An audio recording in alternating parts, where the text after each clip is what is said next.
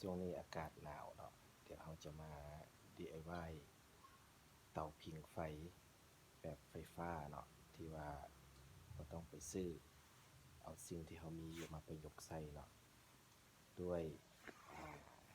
สิ่งนี้เนาะอันนี้เอิ้นว่าไส้ของเตาไฟของออตโต้ที่เป็นเตาปิ้งไฟฟ้าเนาะ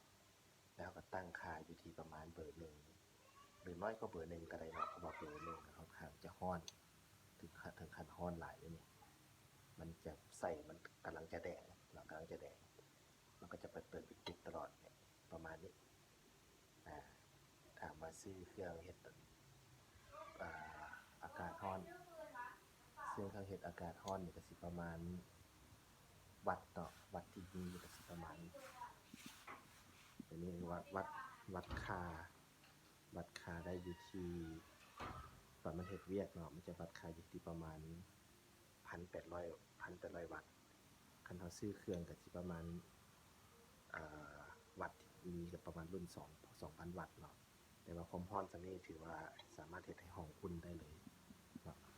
ถือว่าโอเคอยู่เด้แต่ว่าต้องคำนึงถึงความปลอดภัยเนาะเพราะว่าตัวนี้มันค่อนข้างจะอันตรายมีโอกาสเกิดไฟไหม้ได้ต้องใช้แบบมีการ